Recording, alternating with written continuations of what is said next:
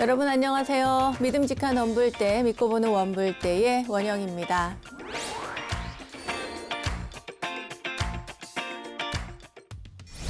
오늘은 법화경 사구계를 새기며 원불대 출발해 보도록 하겠습니다. 제법종본래 상자 정멸상 불자행도의 내세 득작불. 모든 법은 본래부터 항상 스스로 정멸한 모습이니 불자가 이 도를 행하면 오는 세상에 반드시 성불하리라. 이 사구계를 다시 의역을 해보면요. 눈앞에 보이는 모든 일체의 사물이 그대로 본래부터 열반의 모습이다. 불자인 우리가 삶 속에서 이 도를 잘 실천하고 행한다면 오는 세상에, 그러니까 내세에 반드시 부처를 이루리라. 이런 뜻이라고 할 수가 있겠습니다. 이 법화경 사구기에 담긴 의미는 말 그대로 우리 눈앞에 보이는 일체 모든 것들이 본래부터 열반이요 깨달음의 모습임을 강조하고 있는 건데요. 다만 중생들은 본래부터 드러나 있는 진리를 보지 않고 늘 자기 생각, 그러니까 망상 속에 빠져서 허망한 꿈과 같은 이 세계를 구축해 놓고, 그러니까 자기만의 세계를 자기 생각으로 만들어 놓고 그 속에 빠져들어서 자신이 만들어낸 그 허망한 시계의 세계에 살고 있기 때문에 불법을, 부처님의 법을 보지 못할 뿐이라는 것입니다. 중요한 것은 참된 불자라면 이 삶 속에서 불법의, 부처님의 가르침에 이 도를 실천함으로써 다가오는 세상에서는 자신이 만든 망상의 세계가 아니라 정멸한 부처님의 세계를 살아야 한다. 부처를 이루어야 한다. 그런 가르침을 담고 있는 것입니다. 법화경에서도 역시나 우리가 본래 갖추고 있는 이 불성과 또 바로 보는 것, 바로 봄을 실천하라고 강조하고 있는데요. 우리 안에 내재되어 있는 이 붓다, 부처님을 찾아가는 길, 오늘도 즐겁게 출발해 보겠습니다. 여러분, 어서 모이세요.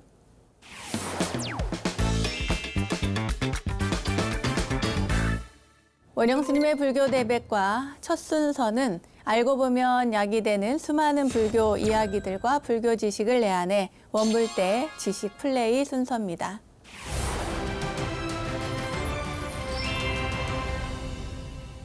법화사상은 법화경을 근본으로 삼아서 삼재원흉과 삼천실상의 이론, 그리고 일심삼관과 일념삼천의 실천법을 제시한 불교 교리입니다. 말이 좀 어렵죠? 네, 삼재원흉, 삼천실상, 일심삼관, 일념삼천 등등. 네, 그러면 그 용어부터 먼저 살펴보도록 할게요. 이 삼재원흉이라는 것 중에 이 삼재라는 걸 알아야 되는데, 삼재라고 하는 것은 공가 중을 말합니다. 말하자면 공이라고 하는 것은 빌공자, 우리 공사상할 때 그 공인데요. 이 공이라고 하는 것은 여러분들 우리 공부했던 걸 떠올려 보시면 알 수가 있습니다. 이 세상의 모든 것들이 끊임없이 변화한다. 항상한 것이 없다라고 하는 그 무상의 가르침. 그리고 모든 것들은 다 인연의 이치에 따라서 관계를 맺고 그 인연의 이치대로 형성이 된다. 그러니까 변화와 관계, 인연, 그 원칙을 바탕으로 해서 형성된 것, 그것을 우리가 바로 꿰뚫어 봤을 때 공이라고 이야기합니다. 자, 공은 이해가 가셨죠? 그 다음에 가는 뭐냐면 거짓 가짜입니다. 가짜. 말하자면 이 세상의 모든 것들은 또 가변적이다. 그리고 환상적이고 임시적이고 모든 것들이 이렇게 만들어낸 것들이다. 그러니까 꿈 같은 것들이라는 거죠. 우리가 살아가는 이 세상의 모든 것들은 일시적으로 형성된 거예요. 모든 것들이 다 인연에 따라서. 그렇기 때문에 끊임없이 변화하고, 이제 그것을 진리로 봤을 때는 공이고, 진리가 아닌 현상적으로 드러난 모습만 봤을 때는 그것은 가변적인 것이라고 해서 가라고 이야기를 한 것입니다. 그리고 이것들을 통해서 우리는 공을 알 수가 있고, 공사상도 알 수가 있고, 그리고 또 가변적인 현상적인 것을 그 현상을 믿는 것이 아니라 현상 속에서 이것이 말하고자 하는 것이 무엇인가, 이 속의 이치는 무엇인가를 꿰뚫어 알 수 있게 되는 겁니다. 이들을 통해서 말하자면 중도의 이치를 찾아가는 것이 바로 삼재원흉의 가르침입니다. 이 삼재원흉이 굉장히 중요하고요. 특히나 이 삼재 여러분 꼭 기억을 하시기 바랍니다. 삼천실상도 마찬가지입니다. 삼천실상. 이 삼천은 우리 보통 뭐 삼천대천 세계 하잖아요. 그러니까 온 세상의 실상, 우리가 살아가고 있는 이곳뿐만 아니라 온 우주 모든 존재들이 머물고 있는 이 삼천, 이 온 세상의 그 실상을 바로 보면 존재의 변화 그리고 인연의 관계 이런 것들을 다 파악할 수가 있다. 그 실상을 제대로 봐라. 이것이 바로 삼천 실상이고요. 그 다음에 말씀드린 일심삼관은 중생의 일심, 그러니까 마음이죠. 한마음. 위에서 말한 그 공가중 삼재를 포함하고 있는 것을 이야기합니다. 그러니까 한 마음 안에 모든 것들이 다 들어있다. 그래서 이 삼관은 세 가지를 관해야 되는 건데 그것이 세 가지가 뭐냐면 바로 삼재입니다. 공가중인 거죠. 무상하고 무아의 이치인 그 공의 상태, 그리고 변화와 인연의 가, 모든 것들이 가변적이고 임시적으로 조합되어서 조건에 의해서 만들어졌다라고 하는 가변적인 이야기, 가변적인 현상들, 이것이 바로 드러난 것들을 가라고 보고요. 그것들을 통해서 우리가 알아가는 것, 그것을 제대로 다 알고 실천해 나가서 깨달음으로 가는 그 길, 그 중도의 길, 가운데 중을 씁니다. 그것을 아는 것, 이 모든 것들이 포함하고 있다. 일념 안에, 일심 안에, 한 마음 안에 이 세 가지를 다 관할 수 있게 된다. 그래서 일심삼관이라고 합니다. 그리고 일념삼천이라는 말은요, 이 일념, 우리가 잠깐 스치는 이 한 생각, 이 일념의 미망 속에 우주의 모든 사상이 다 갖추어져 있다라고 하는 것을 말하는 것입니다. 한 생각 안에 모든 삼천이 다 있죠. 우리 머릿속에 잠시 떠올리는 것, 우주를 떠올리는 것만으로도 머릿속에 딱 뭔가 스치잖아요. 자, 누군가가 사과 이렇게 이야기를 했어요. 그러면 나도 모르게 내가 사과를 먹지 않았는데도 사과가 딱 떠오릅니다. 그죠? 누군가가 레몬차 그랬어요. 그러면 레몬차를 마시지 않았는데도 입에 그 신맛이 이렇게 떠오릅니다. 그와 마찬가지로 모든 것들을 만물을 다 이 일념 속에서 미망 속에서 다 담고 있다, 갖추어져 있다. 모든 것을 우리가 생각하는 대로 다 이 미망 속에 들어가 있다라고 하는 것을 이야기하는 것이 바로 일념삼천입니다. 이러한 설을 주장하게 된 까닭은요, 중생이 깨달음에 이르게 하기 위해서, 그러니까 중생을 이끌어주기 위해서 모든 제법의 실상을 관찰하고자 할 때 체계적으로 이렇게 이 세상에 있는 모든 만물의 제법의 실상을 관하기 위해서 체계적으로 만들어 놓은 것입니다. 그러니까 이치적으로 보면 굉장히 논리적이지 않습니까? 이 공가중이라는 것이요.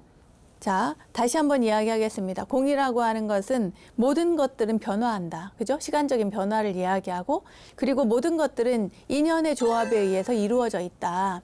이것이 바로 무아입니다. 그러니까 독자적으로 혼자서 나 홀로 이렇게 존재하는 것은 없기 때문에 무아의 이치를 이야기한다. 이렇게 보시면 됩니다. 그러니까 누군가가 인연을 얘기하면 그것의 결론이 거의 두 개입니다. 말하자면 인연은 소중하다. 그렇지 않으면 나 홀로 존재할 수 없다. 무아. 이 두 가지인 거죠. 자, 무아의 원리라고 하는 것은 결국 나 혼자선 살 수 없다는 그 이치를 이야기하고 있는 것입니다. 이 무상과 무아를 통해서 알 수 있는 것은 결국 공하다. 모든 것들은 왜냐하면 만들어낼 수도 있고 만들지 않을 수도 있기 때문에 그 사상, 그 속에 있는 내용을 파악하면 그 진리가 바로 공이다. 또한 방금 말한 것처럼 그대로 그것을 현상적으로 바라보면 이 세상의 모든 것들은 변화하고 인연에 의해서 만들어지기 때문에 일시적이다 이 말이죠.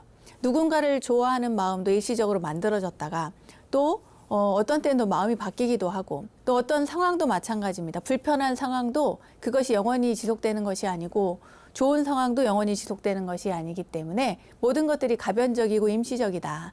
그래서 가를 씁니다. 공, 가. 이해하셨죠? 그리고 이것을 통해서 우리는 중도의 가르침, 자, 현실 속에서는 이거 다 아무것도 아니야 이렇게 이야기하는 것이 아니라 현실 속에서는 철저하게 분별해내고 분별을 통해서 지킬 것은 지키고 이것이 거짓이고 이것이 임시적이고 가변적인 것을 현상적인 것을 받아들이면서도 그 속에 있는 내용이 무상무아의 이치를 담고 있다라고 하는 것. 이 모든 것들을 명확하게 알고 바른 길로 가는 것, 이것이 바로 중입니다. 중도의 가르침. 네, 이 굉장히 논리적인 해설이라고 저는 생각을 하고요. 이것을 통해서 이해하면 굉장히 쉽겠구나 그런 생각도 해봅니다. 자, 마지막으로 제법실상이란 단어가 나왔어요. 제법실상. 제법실상은 제법은 뭐 모든 존재하는 모든 것들을 이야기하고 실상은 그 실제적인 모습을 말합니다. 실상이죠. 실제하는 그 진리, 실상의 진실한 모습. 그러니까 모든 존재의 진실상 또는 만법의 참된 모습을 이야기하는 것이 제법실상입니다. 불교에서 말하는 존재의 실제적 모습, 존재의 실체란 바로 무상이고 무아이며 공이다. 그러니까 제법실상은 일체 만법의 진실한 체상이고 그러니까 본체를 이야기하는 거죠. 그리고 그 모든 존재 있는 그대로의 진실한 면모를 의미하는 것이다. 우리가 이제 법화경에서 이렇게 제법실상을 이야기하는데 법화경에서 말하는 제법실상은 부처님께서 깨달음을 성취한 그 내용, 진리를 이야기합니다. 그래서 우리가 제법실상을 이야기할 때는 진리라고 이렇게 받아들이면 될 것 같습니다. 우리가 저번에 공부했던, 지난 시간에 함께 공부했던 화엄경, 그러니까 화엄사상의 화엄경과 같은 경우에는 부처님 그 자체, 부처님을 상징하는 그런 부처님, 깨달음을 이야기하는 비로자나 부처님이니까 부처님을 상징하는 경전이라고 한다면 이 법화경은 부처님의 가르침, 법을 말하는 경전이라고 합니다. 그러면서도 법화경에서의 그 석가모니 부처님은 이 나약하고 어리석은 중생들을 위해서 정말 온갖 수고로운 방편들을 마다하지 않는 아주 애민, 사랑하는 자민의 자애로운 부처님의 모습을 보여주고 있습니다. 자, 그럼 이 법화경을 한번 볼까요? 법화경은 원래 이름이 묘법연화경입니다. 묘법연화경. 그러니까 화엄경은 뭐였어요? 대방광불 화엄경. 그렇죠. 7자의 대방광불 화엄경. 금강경은 뭡니까? 금강 반야 바라밀경. 네. 금강 반야 바라밀경. 우리가 보통 금강경이라고 하잖아요. 반야심경은 마하 반야 바라밀다 심경. 또는 앞에 마하를 떼고 반야 바라밀다 심경 이렇게. 그러니까 이름이 굉장히 길잖아요. 그런 것처럼 법화경도 그냥 법화경이 아니라 원래 이름은 묘법연화경이다. 네. 이 묘법연화경은 영치산에서 설법이 된 경전인데요. 극락이나 신들이 사는 저 천상세계가 아닌, 그러니까 우리가 성의만 있다면 가서 누구나 들을 수 있는 현실의 세계였던 거죠. 영치산에서 이 법화경이 설해졌다는 것. 그것만으로도 부처님께서 우리 중생 곁에서 이렇게 법을 설해 주셨구나 하는 것을 또 느낌으로도 더 친숙하게 느낄 수 있는 것 같습니다. 불교의 가르침에는 아주 수많은 방편들이 있죠. 부처님은 뭐 의사에 비유되기도 하고 여러 가지 방편과 또 가르침, 중생의 고통에 따라서 병에 따라서 약을 처방해주는 또 진료해주는 그런 의사의 비유가 많이 되는데 이 참된 진실이라고 하는 것은 사실 말로 표현이 될 수 없기 때문에 말로 표현할 수 없는 그런 참된 진실, 그 진실한 부처님을 법화경에서는 일불승이라고 표현을 합니다. 그러니까 하나의 부처님이라는 거죠. 일불승. 이제 여러 가지 해석의 방식이 있는데요.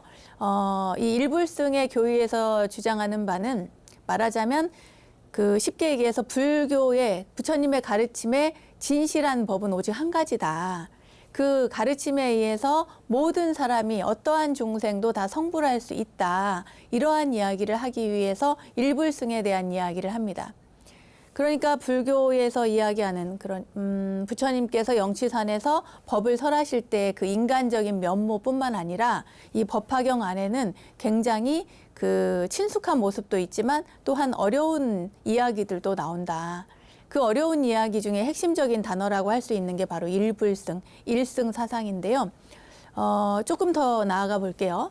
그동안 부처님 가르침에는 성문, 영각, 보살 이렇게 여러 가지 수행해서 깨달음을 추구하는 그런 수행승들이 있었습니다. 말하자면은 그렇게 해서 깨달음을 얻은 분들이라고 할 수도 있겠죠. 성문, 영각, 보살. 그래서 보편적인 다양한 가르침을 통해서 깨달음에 이르는 길을 우리가 이제 성문승, 영각승, 보살승에서 이제 이렇게 이야기를 해왔는데요. 사실은 결국 이 모든 것들은 일불승이라고 하는 그 하나로 이끌기 위한 방편이었을 뿐이라고 법화경에서는 이야기를 하고 있습니다. 법화경의 내용을 가만히 이제 살펴보면 여러분들도 글쎄요, 법화경을 이렇게 사경하시는 분들도 있고 독경하시는 분들도 있고 법화경을 강의를 듣는 분들도 있고 법화경을 열심히 이제 하시는 분들이 있는데 그 내용을 아시는 분들은 알겠지만 사실 법화경에서는 부처님께서 그런 이야기를 하십니다. 그동안 내가 여러 가지 많은 가르침을 설했지만 사실은 내가 정말 중요한 것은 이야기하지 않았다. 정말 중요한 이야기는 내가 이제부터 할 것이다 라고 하시면서 법화경 이야기를 하시는데 그 중요한 이야기가 바로 일불승에 대한 이야기입니다.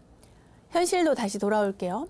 우리가 보통 연불하고 절하고 독경하고 또 진언을 막 외우고 또 사경도 하고 입바사나 수행도 하고 가나선도 하고 이렇게 많은 수행을 하는데 이 수행법들은 결국 우리가 부처를 이루기 위한 하나의 방편일 뿐이지 그 방편이 곧 진실인 것은 아닌 거예요. 그 방편이 곧 진리는 아니라 이 말이죠.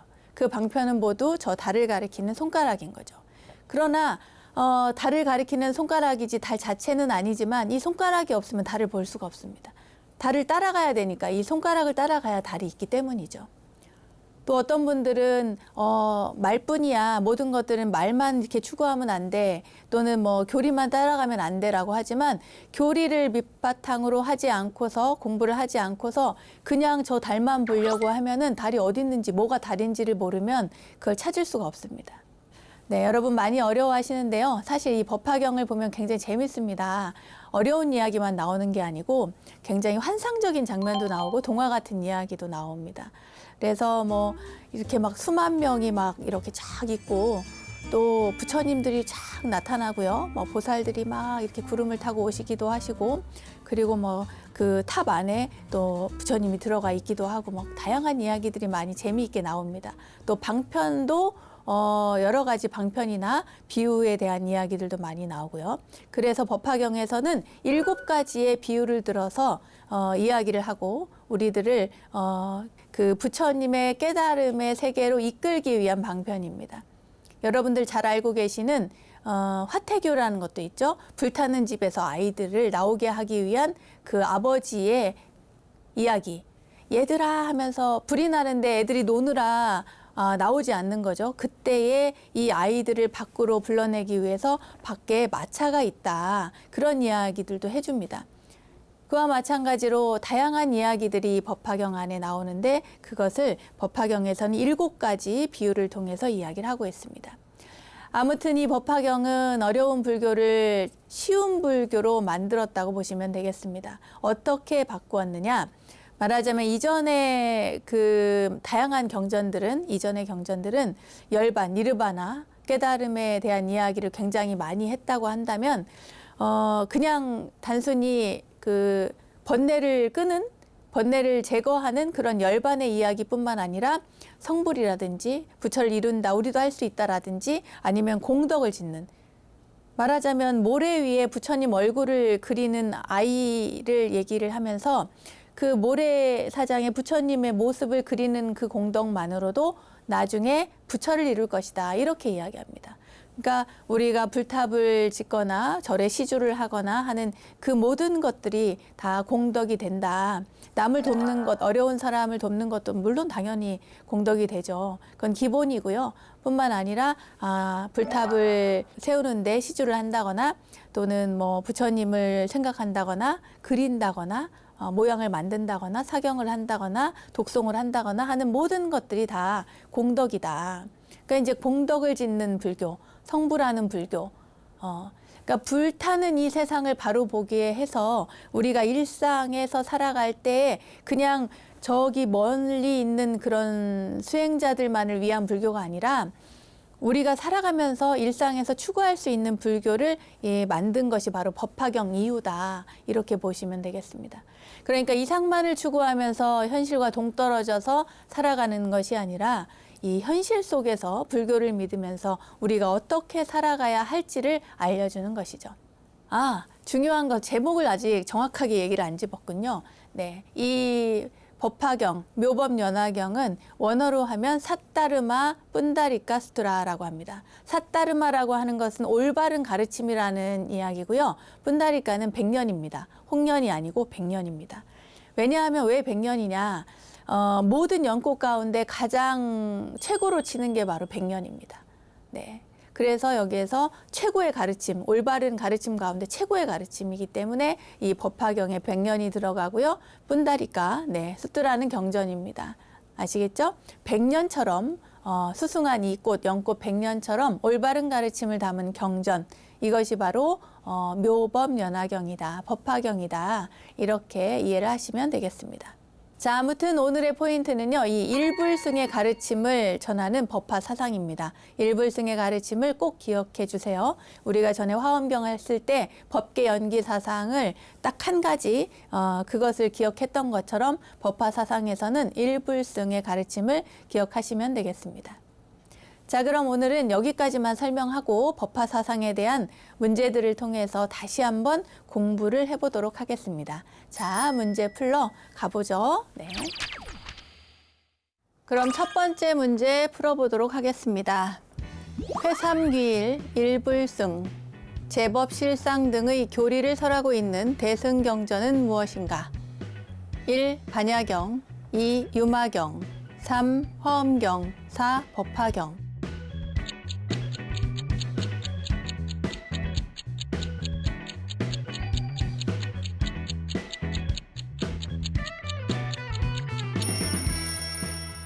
정답은 4. 법화경입니다. 오늘 법화사상 공부했으니까 쉽게 풀으셨을 텐데요. 네, 회삼귀일, 그 세 가지가 하나로 돌아가는 그런 이야기입니다. 세 가지가 모여서 하나인데요. 네, 이 세 가지는 뭡니까? 성문, 영각, 보살이죠. 세 가지 성문, 영각, 보살. 성문은 뭡니까? 부처님의 말씀을 직접 듣고 깨달은 자, 그 성문이고요. 그리고 연각, 연기를 깨쳤다라고 하는 의미에서 연각도 있고, 그 수행을 해서 인연에 의해서 깨달았다라고 하는 연각. 네. 그 다음에 뭐죠? 보살입니다. 보살. 보살은 뭡니까? 자신이 깨달음을 구하면서 많은 중생을 제도하는 그런 이들을 보살이라고 하죠. 이 성문, 영각, 보살, 이 세 가지가 결국 하나를 통한다. 하나로 귀결된다. 그 하나가 무엇인가? 결국에는 부처님 법 깨달음으로 향하는 그것인데, 이 회삼기일이라고 했을 때 이 사상, 그것이 또 일불승 사상, 제법 실상 사상과 다 연결이 되고 있습니다. 네. 일불승은 하나의 부처님의 가르침은 하나다. 결국에 회삼기일의 내용과 연결이 되는데요. 모든 것들이 다 하나다. 부처님의 가르침은 하나이고, 그 가르침으로 가는 그 모든 내용들, 누구나 다 부처님의 가르침을 믿고 따르고 행하면 그러면 부처를 이룰 수 있다. 모두가 성불할 수 있다라고 하는 개념을 알려주기 위해서 일불승의 이야기를 합니다. 그리고 제법실상, 모든 법의 진실한 모습, 그 실상을 나타낸다라고 하는 내용, 이러한 내용들을 가지고 있는 대승경전은 법화경이고, 이 법화경을 설할 때 있어서 이러한 내용들을 알려주기 위해서 부처님은 다양한 설법을 통해서, 다양한 비유의 설법을 통해서 알려주고 계십니다. 자, 회삼기일 세 가지가 하나로 귀결되고, 일불승 하나의 가르침이라는 내용, 그리고 제법이 진실한 모습, 상, 제법 실상, 네, 여기까지 모든 것들이 다 담겨 있는 것은 법화경이었습니다. 다음 문제 볼게요. 다음은 법화경 법사품의 내용과 가장 관련 있는 수행, 신행 생활은 무엇인가? 어디서든지 이 경을 설하거나 읽거나 외우거나 쓰거나 이 경전이 있는 곳에는 마땅히 칠보로서 탑을 쌓되 지극히 높고 넓고 장엄하게 꾸밀 것이요, 또다시 사리를 봉안하지 말아라. 왜냐하면 이 가운데에는 이미 열애의 전신이 있는 까닭이니라. 네, 이러한 내용을 담고 있는 겁니다. 1. 호살, 2. 울력, 3. 경행, 4. 간경. 이 신행 생활은 무엇일까요?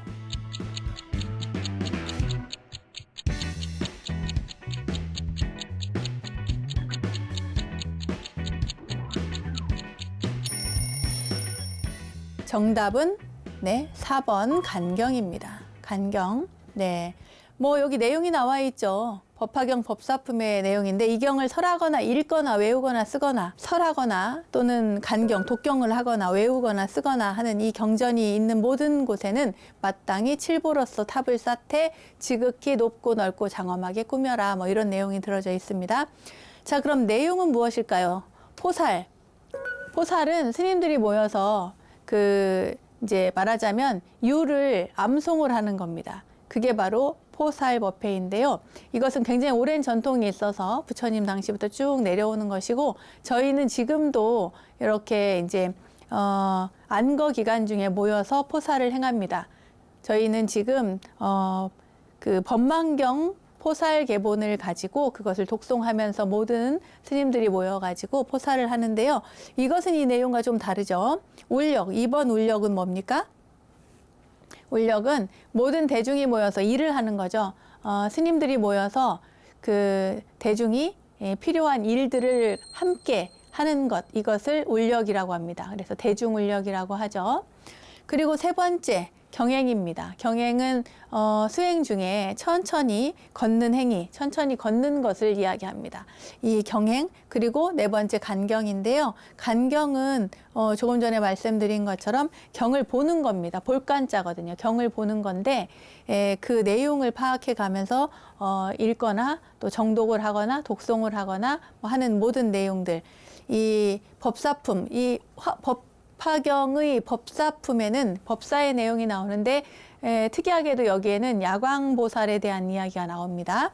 그리고 야광보살님은 부처님을 대신하는 법사다. 그 법사의 법사품의 내용과 관련 있는 수행은 결국 간경이었습니다. 간경은 이 법화경을 독송을 잘 해라. 법화경을 독송하고 법화경을 간경하고 법화경을 사경하고 하는 이 모든 행위들이 굉장히 많은 공덕이 있다. 이런 내용을 담고 있습니다. 자, 다음 문제 가볼까요? 일승사상의 가르침을 잘 이해하지 못하는 중생들을 위해 불타는 집의 비유, 초목의 비유, 주정뱅의 비유 등 여러 가지 비유를 들어 설법하신 경전의 이름은 뭘까요?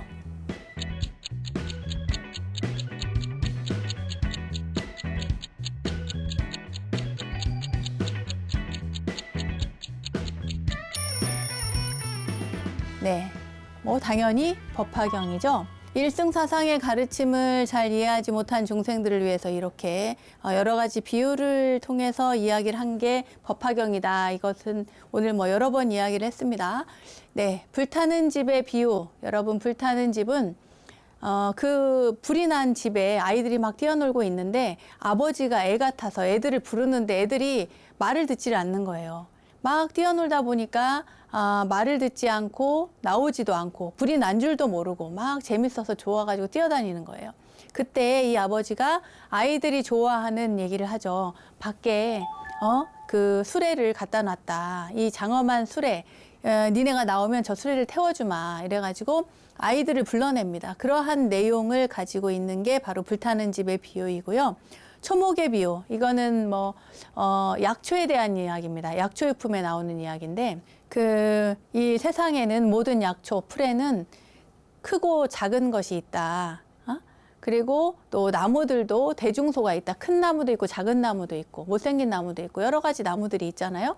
그런 나무들이 있는데 이 약초나 풀이나 나무나 할 것 없이 모든 것들에게는 크기가 있는데 그러나 부처님의 가르침을 비유하자면 저 비가 내려요. 구름이 이렇게 몰려 들어가지고 비가 내려서 이 나무든 풀이든 이렇게 뿌리는데 이것을 부처님의 법비로 비유를 하자면 모든 부처님의 가르침은 모든 중생에게 모든 풀과 나무에게 골고루 뿌려진다 이 말이에요. 차별함이 없다. 모두 똑같이 뿌려지는데 여기에 큰 나무들은 잘 흡수할 것이고 작고 조그만한 나무는 그렇게 많이 받아들이지 못하겠죠.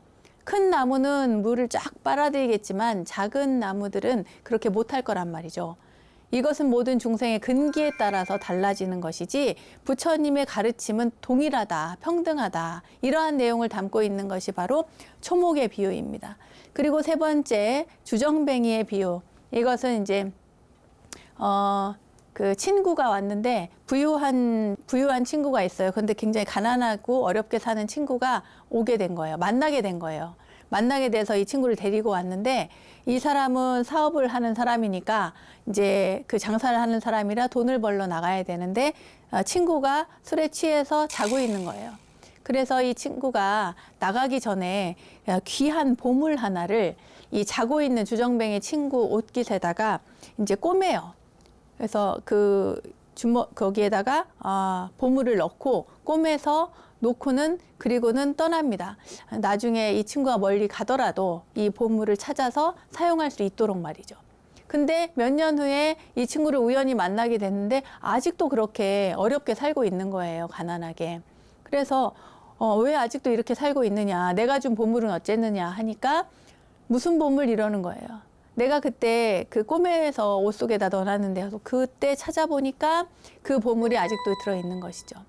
그러니까 이것은 무엇을 얘기하냐면 모든 중생 안에는 부처님께서 주신, 말하자면 부처님과 같은 동일한 불성의 보물 같은 것들이 감추어져 있다. 그런데 우리는 그것을 모르고 그렇게 떠돌면서 요랑하면서 가난하고 힘들게 산다. 이것이 바로 주정뱅이의 비유입니다. 이렇게 초목의 비유, 주정뱅이의 비유 등 여러 가지 비유를 들어 설명한 것이 바로 법화경인데요. 법화경에는 이것 말고도 다양한 또 비유가 나오죠. 예를 들면 이런 게 있습니다. 화성유품의 화성의 비유. 저희 은사스님 절이 화성사라고 하는 절인데요. 바로 이 법화경 화성유품에서 따온 그런 이름입니다. 이 화성이라고 하는 것은 어떤 길을 안내하는 사람이 있는데 그 굉장히 힘든 길을 많은 사람들이 이렇게 가게 됐어요. 그러니까 이제 여행처럼 이렇게 길을 가게 됐는데 한참을 가는데도 가도 끝이 없는 거예요.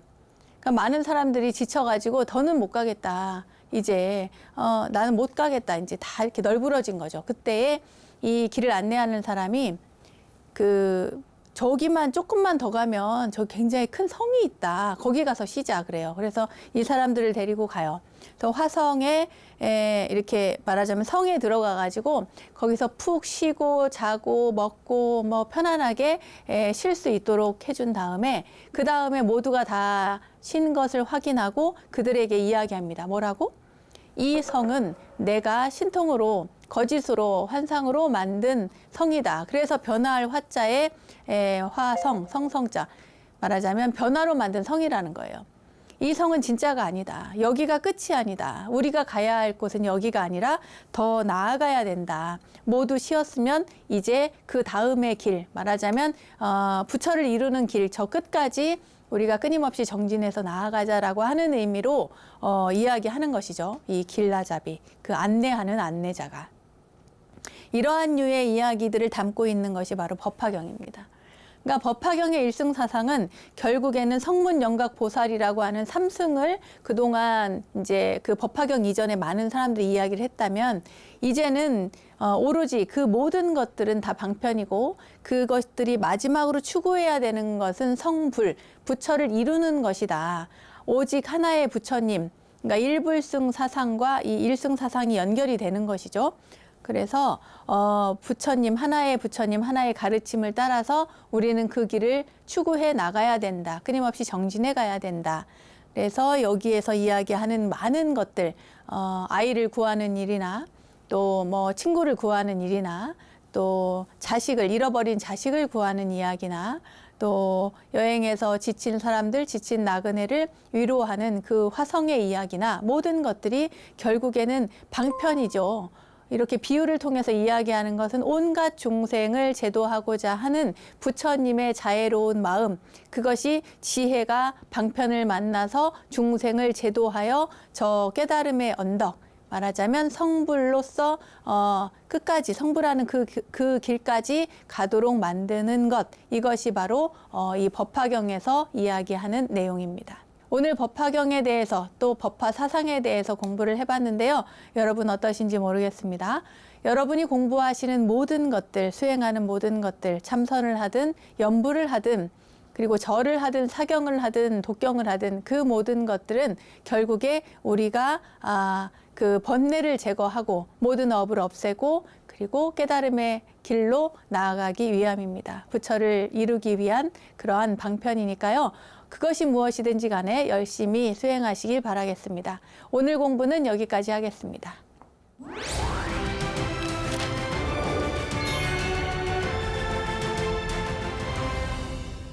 우리들 인생길에 마주한 이야기 하나로 삶을 향기롭게 만들어가는 시간, 마음 훈련의 시간 불문입니다. 불교의 교리를 가르치는 방법을 12분교라고 합니다. 그 12분교 중에 하나가 바로 비유인데요. 이 비유는 불교의 가르침을 표현하는 수단으로 일찍부터 활용이 됐습니다. 앞서 말씀드린 것처럼 법화경 역시 경전의 내용을 비유를 통해서 표현을 많이 하고 있습니다. 법화경에는 대략 12개의 비유, 그 중에서도 대표적인 게 7가지인데요. 이것을 법화치료라고 합니다. 7개, 그래서 법화 7가지 비유, 치료. 지난번 이 법화치료 가운데 불난집의 비유, 화택 삼거유, 화택유에 대해서 소개를 해드린 적이 있죠. 기억하시는지 모르겠습니다. 기억 안 나시는 분들은 앞에 한번 찾아보세요. 오늘은 법화경 신해품 제4에 나오는 장자, 궁자의 비유 혹은 궁자유라고도 합니다. 가난한 아들에 대한 이야기인데요. 자, 이 가난한 아들과 부자 아버지의 비유에 대한 이야기를 오늘은 전해드리도록 하겠습니다. 한 가난뱅이 아들이 원래 부자의 아들로 태어났지만 어려서 이제 미아가 돼서요. 자기 신분도 모르고 유랑하면서 떠돌면서 걸식하고 이렇게 성장을 했습니다. 그런데 성장한 뒤에도 굉장히 가난하게 살았어요. 그래가지고 이 생계를 유지하기 위해서 뭐 여러 가지 일들을 했습니다. 이제 품팔이도 하고 유랑하고 또 걸식하기도 하고 이제 그런데 자신도 모르게 그 원래 자기 아버지가 있던 부자였던 그 아버지가 있는 고향에 가게 됐어요. 그러니까 알고 간 게 아니라 어쩌다 보니 그 마을에 가게 된 거죠. 근데 아버지가 딱 보니까 첫눈에 이 아이가 자기 아들이라는 걸 알아본 거예요. 그래가지고 아, 내가 잃어버린 아들이구나, 얘가 이렇게 됐구나 하고 이제 딱 붙잡으려고 했는데 이 아들은 자신이 이제 이 부잣집 어른이죠. 그러니까 말하자면 낯선 부잣집 어른이 자기를 이렇게 붙잡으려고 하니까 혹시라도 그 오해가 생겨서 도둑으로 몰리는 줄로 착각하고 놀라서 도망을 막 쳐요. 그러자 아버지는 하인을 시켜서 그를 이제 데려오라고 합니다. 그래가지고 이제 겨우 설득해서 데려다가 뭘 하냐면 그냥 넌 내 아들이다 이렇게 한 게 아니고 이제 허드렛 일을 시키면서 그 사람을 안심을 시키는 거예요, 청년을. 그래서 이제 자기 집에서 필요한 일, 그러니까 아버지는 이 아들이 어떻게 해야 안심을 할까 싶어가지고 이런저런 일들을 하고 또 화장실 청소도 막 시켜요. 그런 아들이지만 그럼에도 불구하고 아버지 입장에서는 그 잃어버린 아들을 매일 바라볼 수 있다는 것만으로도 너무 행복한 거예요. 그러다가 이제 시간이 좀 흘렀죠. 그 다음에는 이제 이 화장실 청소하던 아들을 이제 마당을 쓸게 합니다. 말하자면 이제 승격을 시킨 거죠. 마당 청소를 하게. 화장실 청소하다 마당 청소하고. 그렇게 해서 매년 조금씩 이제 집안일을 모든 일들을 다 하게 합니다. 부엌일도 하게 하고 창고일도 하게 하고 뭐 장동일도 하게 하고 그러니까 곡간일도 하게 하고 막 이런저런 일. 그래서 한 20년이 지난 거예요. 그래서 한 청년이 20년, 그러니까 나이가 제법 먹었죠. 그러고 나니까 이 집안의 모든 일들을 다 알게 돼요. 그러니까 총 감독이 된 거죠. 말하자면 집사가, 제대로 된 집사가 된 거죠. 그리고 나서 이제 아버지가 돌아가실 때가 된 거예요. 이 부자였던 이 어른이. 그래서 임종을 맞이하게 된 이 아버지가 비로소 이 아들을 불러요. 불러가지고 그간의 사정을 이야기합니다.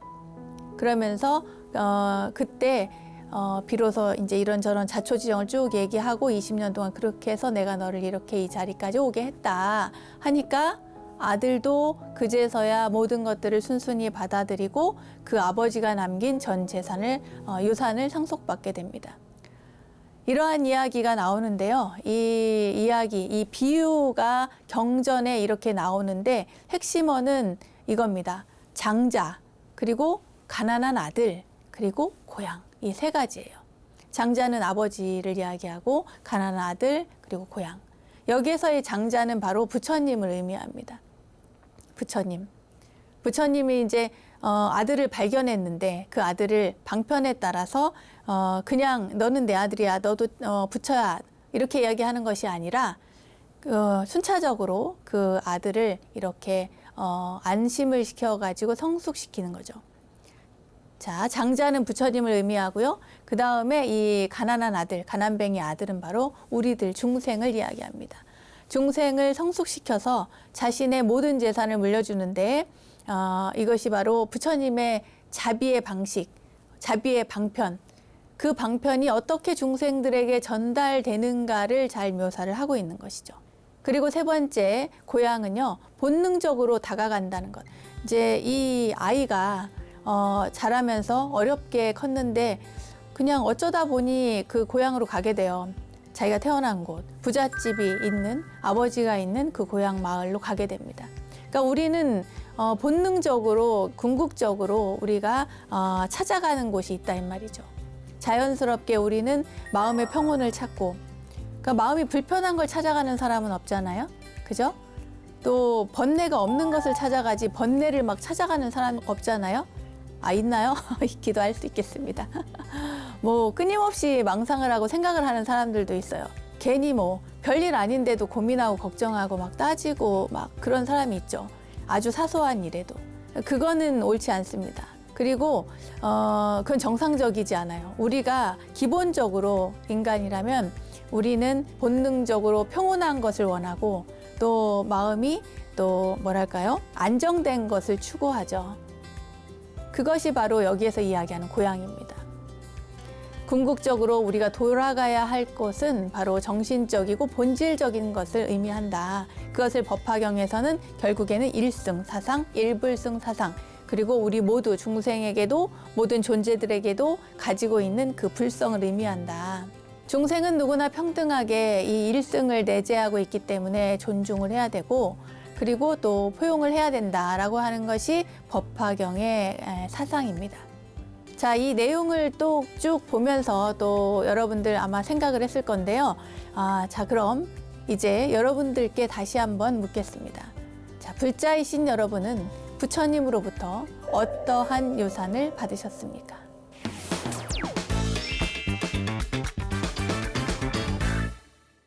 부처님의 가르침을 실생활에 적용할 수 있도록 친절하게 설명해 드리고 있는 원영 스님의 불교 대백과, 오늘은 불교의 사상 가운데 법화 사상에 관해 공부를 해봤고요. 법화경의 7가지 비유, 법화 치류 가운데 장자, 궁자, 가난뱅이 아들과 부자 아버지 비유에 대한 이야기도 전해드렸습니다. 자, 알매지혜가 가득한 시간 원불대, 오늘은 여기까지입니다. 원불대와 함께 불교 공부는 물론 삶의 지혜를 찾는 시간 만들어 가시기 바라고요. 공부하는 원불대, 수행하는 원불대 여기서 마치겠습니다. 다음 시간에 또 만나요. 감사합니다.